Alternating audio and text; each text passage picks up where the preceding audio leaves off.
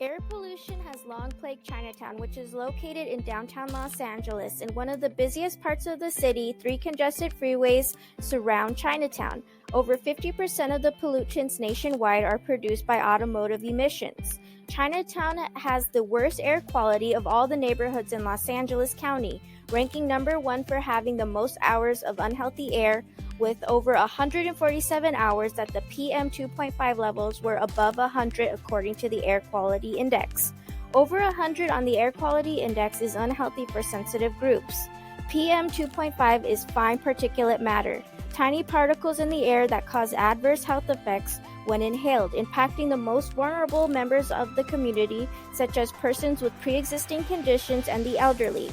Out of all the districts in LA, Chinatown has the largest Asian and elderly community, as well as the highest rates of poverty.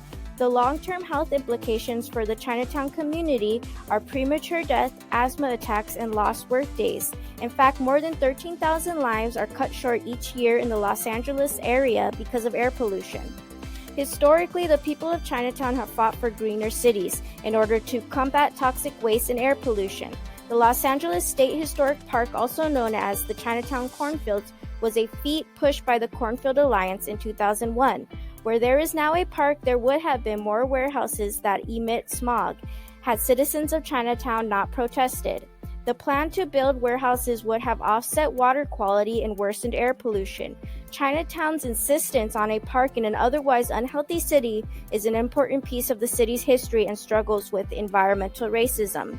The discovery of toxic soil due to illegal dumping that took place a decade earlier slowed down the construction of the park, but it is now fully functional.